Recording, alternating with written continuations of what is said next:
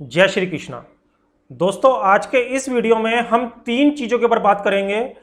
पहली चीज़ का नाम है, पहले स्टॉक का नाम है मदरसन सुमी, दूसरे स्टॉक का नाम है आईडीएफसी फर्स्ट बैंक और तीसरा हम बात करेंगे बैंक निफ्टी के बारे में, क्योंकि कल क्रेडिट पॉलिसी है और एक्सपायरी भी है। तो बैंक निफ्टी के अंदर भी कल क्या हो सकता है, इन्हीं सब चीज़ों को आज के इस वीडियो में हम समझने वाले हैं।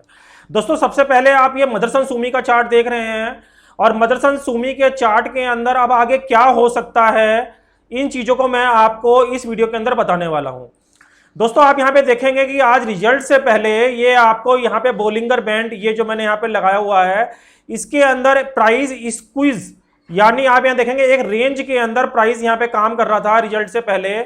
और जो टाइमिंग है वो भी मैं आपको बता देता हूं। ये टाइमिंग का जो एरिया है वो 12:15 के आसपास का एरिया है।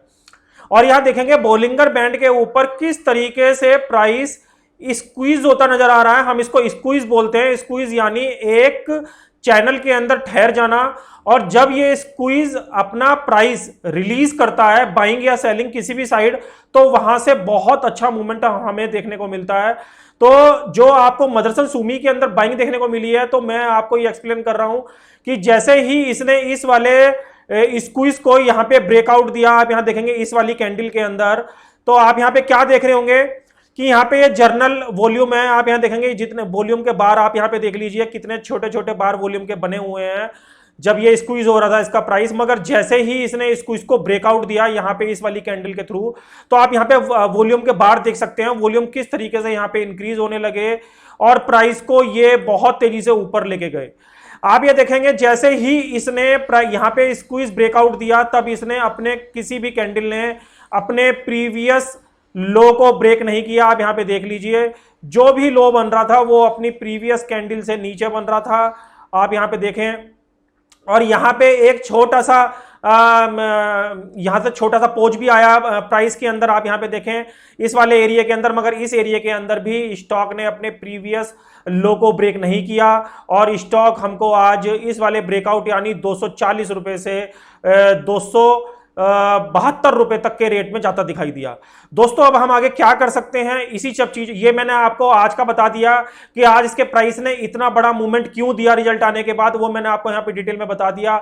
उसका एक ही कारण था, क्योंकि यहां पे प्राइस जो है बहुत बुरी तरीके से स्क्वीज हो रहा था। आप यहां पे देखें, और इसका जो इंप्लीमेशन होता है, इसके बाद का जो रिजल्ट होता है, ये प्राइस जिस तरफ भी निकलेगा ये बहुत बड़ी मूवमेंट देगा इस स्क्वीज के बाद। और यहां पे आप इस चीज को देखेंगे, इसको जो वॉल्यूम है पूरी तरीके से जस्टिफाई कर रहे हैं इस वाली मूवमेंट को।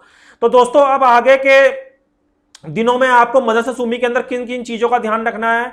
आपको सबसे पहले तो यह ध्यान रखना है कि मदरसन सुमी अपने लगभग ऑल टाइम हाई के आसपास, यहां पे देखेंगे इसका जो ऑल टाइम हाई था वीकली चार्ट के हिसाब से 260 रुपए के हिसाब 260 रुपए का था जो इसका वीकली हाई था। मदरसन सुमी का प्राइस बंद हुआ है वो 269 के आसपास बंद हुआ है।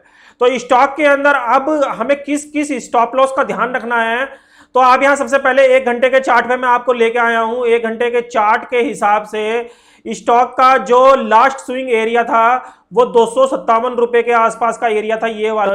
अब आने वाले दिनों में मदरसन सुमी 257 के प्राइस को बहुत ज्यादा इंपॉर्टेंस देगा। अब ये 257 के प्राइस को नीचे की तरफ होल्ड नहीं करेगा, और ये अभी आपको और भी अच्छे अच्छे लेवल आने वाले दिनों में दिखा सकता है। आप 15 मिनट के चार्ट पे भी देखें तो वही सेम लेवल आपको यहां पे नजर आ रहा है।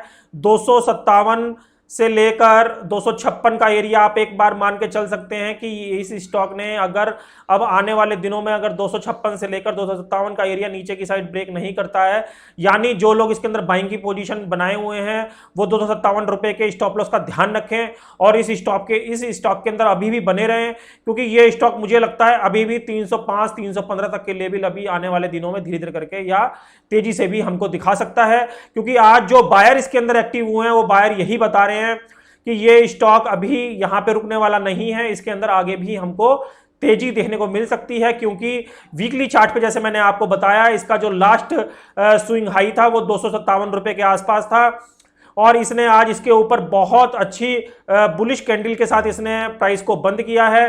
तो मैं समझता हूं 257 256 रुपए के स्टॉप लॉस के साथ साथ आप इस स्टॉक के अंदर बने रहें। ये स्टॉक आपको आने वाले दिनों में और भी अच्छा मूवमेंट ऊपर का दिखा सकता है। तो दोस्तों ये तो मदरसन सुमी के ऊपर बात हो गई। अब अगला स्टॉक है IDFC first bank. IDFC first bank के अंदर भी आज एक अच्छा खासा ब्रेकआउट हुआ है। आज ये कैंडल आप आज ही की कैंडल है, डेली चार्ट है, और आज जो स्टॉक प्राइस बंद हुआ है वो 61 रुपए के आसपास बंद हुआ है।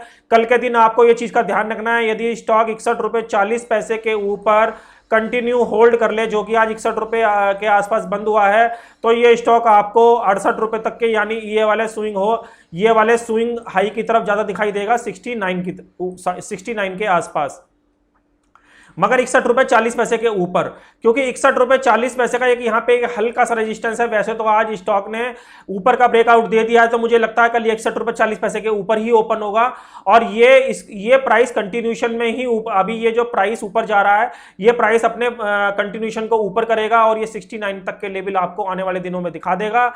इस स्टॉक के अंदर अगर स्टॉप लॉस की बात करें तो डेली चार्ट के हिसाब से 57 रुपए का जो स्टॉप लॉस है, परफेक्ट स्टॉप लॉस बायर के लिए रहेगा। 57 रुपए के नीचे अब ये स्टॉक नीचे की तरफ सस्टेन नहीं करेगा, क्योंकि इसके अंदर एक बायर अच्छी तरीके से यहां पे एक्टिव हुए हैं, और आप यहां देखेंगे कि बार बार प्राइस इस लेवल के आसपास जा रहा था, मगर ये जो लेवल है ऊपर की साइड होल्ड नहीं हो रहा था। तो ये वही एरिया है जो मैं आपको 57 रुपए का एरिया बता रहा हूं।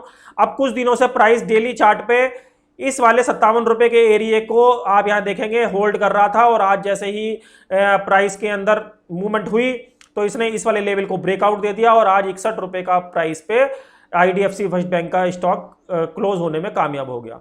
तो इस स्टॉक के अंदर भी जो लोग बाइंग की पोजीशन बनाए हुए हैं वो 69 के लेवल के लिए इसको होल्ड कर सकते हैं, और अगर ये 69 के ऊपर भी होल्ड करता है तो इस स्टॉक के अंदर भी आपको काफी अच्छे लेवल ऊपर के देखने को मिल सकते हैं। दोस्तों कल क्रेडिट पॉलिसी है, कल 3 जून 2021, कल हमारी एक्सपायरी भी है, तो कल हमको यह देखना है कि बैंक निफ्टी के अंदर भी किस तरीके का मूवमेंट हो सकता है। आज बैंक निफ्टी 35,400 रुपए के आसपास बंद हुआ है, तो आपको बैंक निफ्टी के अंदर कुछ अहम सपोर्ट और रेजिस्टेंस मैं आपको बता रहा हूं।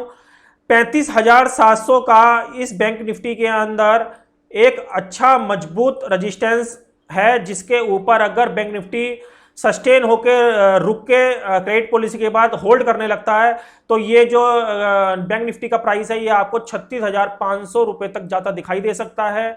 ऐसे ही नीचे में आप यहां देखेंगे मैंने एक ट्रेंड लाइन ड्रॉ करी हुई है 1 घंटे के चार्ट पे, तो 1 घंटे के चार्ट पे यदि प्राइस 35,100 से लेकर ये 35,000 का एक नीचे का एरिया मैं आपको बता रहा हूं, अगर ये प्राइस 35,100 के नीचे कंटिन्यू सस्टेन करता है, कंटिन्यू का मतलब कंटिन्यू होना चाहिए, फिर वो उसके ऊपर नहीं जाना चाहिए, अगर इसके नीचे होल्ड करता है तो बैंक निफ्टी आपको 34,400 के लेवल में आता दिखाई देगा।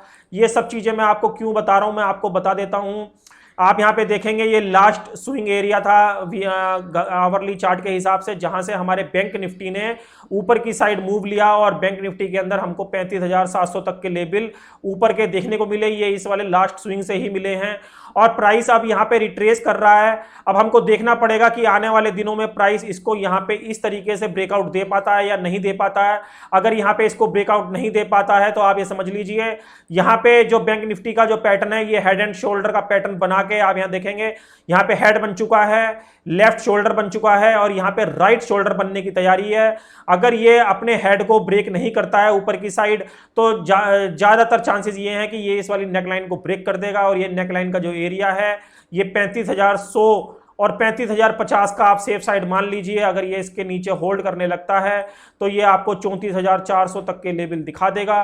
दोस्तों आप मेरी एक चीज और ध्यान रख लीजिएगा, बैंक निफ्टी के अंदर यदि बैंक निफ्टी किसी वजह से 34,200 के स्विंग को, ये वाला स्विंग जो एरिया है ये वाला फेल कर देता है आने वाले दिनों में, तो बैंक निफ्टी का ट्रेंड एकदम से चेंज हो जाएगा और बैंक निफ्टी आपको काफी नीचे तक के भी लेवल आने वाले दिनों में दिखाएगा। मगर अभी बैंक निफ्टी का भाव 35,400 रुपए के आसपास बंद हुआ है, तो मैंने आपको दोनों साइड की पिक्चर बता दी है, क्योंकि क्रेडिट पॉलिसी के अंदर बड़ी बड़ी मूव हमको देखने को मिलती है और कल वैसे भी एक्सपायरी है, तो मैंने आपको बता दिया है कि 35,100 के लेवल का कल आप इस वाले स्विंग का ध्यान रखें। 35,100 के नीचे बैंक निफ्टी काफी तेजी से मेरे हिसाब से नीचे आने की कोशिश करेगा और ये बैंक निफ्टी को 34,400 तक फर्स्ट राउंड में लेके आ सकता है। और लास्ट सपोर्ट जो हम बैंक निफ्टी का मान के चल रहे हैं वो 34,200 के आसपास का मान के चल रहे हैं। 34,200 के बाद बैंक निफ्टी का ट्रेंड जो बिल्कुल चेंज हो जाएगा। जो हमको ये अभी अप ट्रेंड दिख रहा था, बाई ऑन डिप की स्थिति दिख रही थी, वो सेल ऑन राइज की स्थिति बन जाएगी और ये बैंक निफ्टी का जो 35,700 का जो रिसेंटली हाई है ये इसका टॉप बन के रह जाएगा। तो हमको कल अब देखना पड़ेगा कि बैंक निफ्टी क्रेडिट पॉलिसी आने के बाद किस तरीके का रिएक्शन करता है और इसमें ये जो हेड एंड शोल्डर का जो पैटर्न अभी अधूरा है, ये पैटर्न अपने इस वाले हेड को ब्रेक करता है या राइट पैटर्न राइट शोल्डर बना के यहीं से इसकी नेकलाइन को ब्रेक कर देता है। तो ये हमको कल क्रेडिट पॉलिसी के बाद पता चलेगा। तो दोस्तों आप इन सब चीजों का इन दोनों स्टॉक के अंदर भी और कल क्रेडिट पॉलिसी है, कल बैंक निफ्टी के अंदर भी इन सब लेवलों का ध्यान रखें। दोस्तों जो लोग हमको ट्विटर, टेलीग्राम, इंस्टा और फेसबुक पे जाकर मुझको फॉलो कर सकते हैं। इन सभी के लिंक मैंने वीडियो के डिस्क्रिप्शन में डाले हुए हैं। यहां पे मैं स्टॉक और इंडेक्स के अपडेट टाइम टू टाइम डालता रहता हूं। दोस्तों इस वीडियो में बताया हुआ कंटेंट यदि आपके कहीं भी काम आए तो इसे प्लीज लाइक और शेयर करना बिल्कुल ना भूलें। दोस्तों मिलते हैं अगले वीडियो में, तब तक के लिए जय श्री कृष्णा।